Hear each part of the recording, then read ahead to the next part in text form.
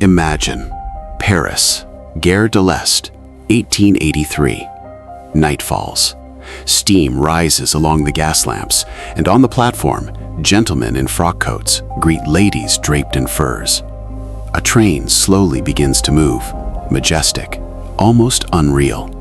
It will not stop until Vienna. No transfers, no wagon changes, no borders to complicate the journey. One train, one ticket, one dream, to cross Europe as if crossing a novel. This is the Orient Express. The name alone conjures Persian carpets, crystal glasses chiming to the rhythm of the rails, spies exchanging glances in the corridor, and a Belgian detective with a mustache solving a murder between two stations. But before becoming a myth, the Orient Express was a wild idea carried by one man against all odds. Today, I'll take you through its complete story, its birth, its golden age, its decline, and its unexpected rebirth up to 2026. Sit back comfortably. The journey begins now. It all begins with a broken heart.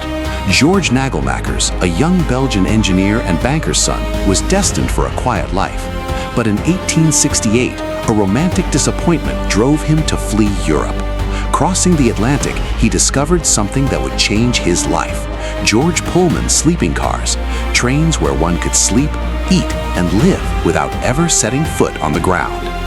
Back in Europe, Nagelmakers could think of nothing else. His vision? What if one could link Europe's capitals with a single luxury train? Uninterrupted, no wagon changes at borders. At the time, it was utopian. Each country had its own rail network, companies, and rules. Crossing Europe by train was an administrative nightmare. Nagelmakers persisted. In 1876, he founded the Compagnie Internationale des Wagons-Lits, CIWL. He negotiated for years with governments, rail companies, and customs. People thought him a dreamer. But on October 4th, 1883, at precisely 7:30 p.m., the first Orient Express left Paris for Vienna, carrying journalists, diplomats, and curious onlookers. The line quickly expanded: Budapest, Bucharest, and in 1889, Constantinople itself. The full journey lasted nearly 70 hours, almost 3 days of uninterrupted rails. But boredom never set in. Silk-covered beds, central heating, while most European homes still burned wood. Crystal and fine porcelain table service worthy of Paris's finest restaurants. For the time, it was a revolution. One didn't just travel, one lived inside a rolling palace. The adventure was not without peril. Crossing the Balkans at the end of the 19th century meant traversing unstable territories where declining empires clashed. Rumors of bandits, raids, and diplomatic incidents filled European newspapers. Some even told of wolf attacks on the tracks during harsh Serbian winters. True or exaggerated, it didn't matter. Every rumor fed the legend. Nagelmakers quickly understood that mystery and danger were part of the product. He wasn't selling just a trip, he was selling an adventure. CIWL mastered its communication: lavish posters, sponsored articles, royal inaugurations. Kings and sultans welcomed the train with honors. Within a few years, the Orient Express was no longer just a railway service. It was a symbol, a Europe united by rail, borders erased for the duration of a journey, diplomacy and steam advancing hand in hand. The myth was in motion, unstoppable for decades. The 1920s and 1930s marked the train's absolute peak. A new route appeared, the Simplon Orient Express, crossing the Alps via the Simplon Tunnel, linking Paris to Venice, Belgrade, Sofia, and Istanbul, avoiding Germany in the tense post-World War I context. On board, refinement reigned. Art Deco cars designed by René Lalique and René Preux featured precious wood marquetry, etched glass panels, and polished brass lamps. Cuisine was prepared by chefs trained in Paris's grand hotels. Foie gras, lobster, champagne served at 90 kilometers per hour. The bar car became the train's social heart, where conversations flowed over cocktails. Celebrities abounded.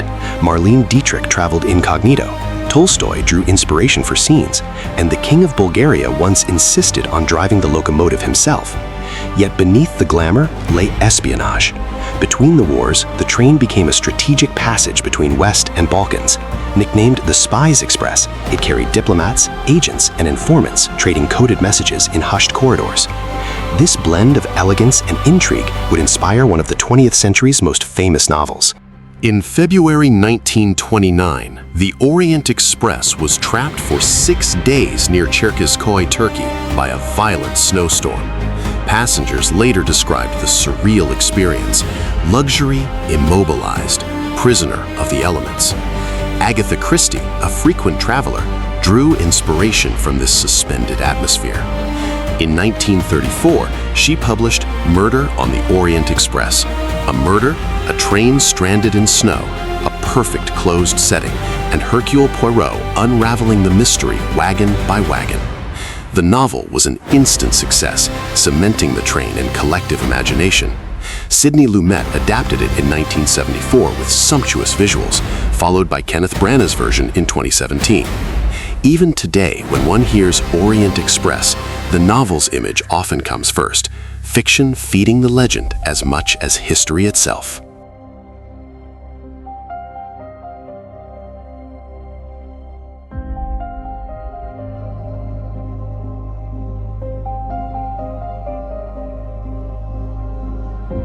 After World War II, the world sped up.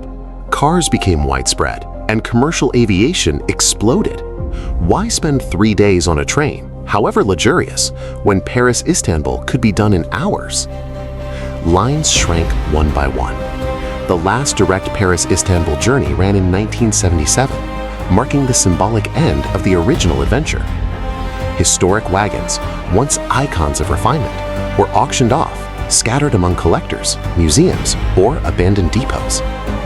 The name Orient Express lingered on reduced services until regular operations ceased in 2009. For a time, it seemed doomed to nostalgia alone, a name spoken wistfully, a train that no longer existed.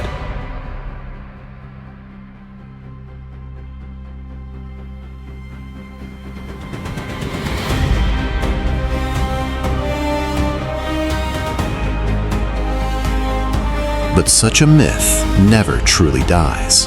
In 1982, American entrepreneur James Sherwood, founder of Sea Containers, bought several historic CIWL wagons at auction. Restored piece by master artisans, they returned to service as the Venice Simplon Orient Express. Even today, these original 1920s, 1930s cars run between Paris, Venice, Budapest, Prague, and Istanbul. Luxury remains intact. Grand suites with original woodwork, gourmet dinners with formal attire required, staff in livery as if from a film. A one-night Paris-Venice journey now starts around 4,500 euros per person. It has become a rare, almost inaccessible experience, unforgettable for those who live it. The train is no longer transport. It is a pilgrimage to a bygone era, reconstructed with obsessive precision. And this rebirth was only the beginning.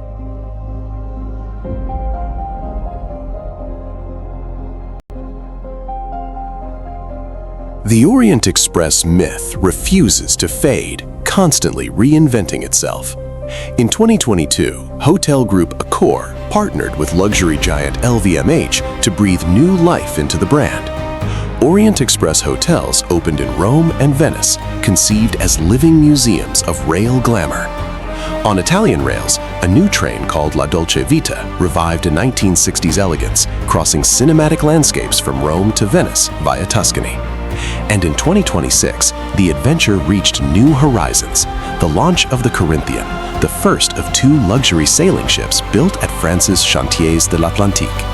At 220 meters long, it is the world's largest sailing yacht, with only 54 suites for 110 passengers, including a 900 square meter presidential suite. Its maiden cruises take it to the Venice Film Festival in August 2026, then the Monaco Yacht Show in September. LVMH installed a Guerlain beauty salon and Hennessy bottles in the most prestigious suites, catering to tech billionaires drawn to this new experiential luxury. 140 years after its first departure from Gare de l'Est, the Orient Express embodies its era more than ever. Train, hotel, and now sailing ship. The myth advances on all fronts.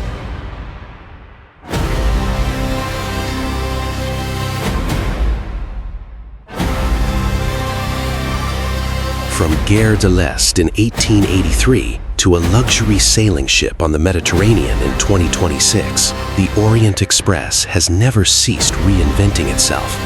It is no longer just a train. It is the symbol of an age when travel was an elegant adventure, an art of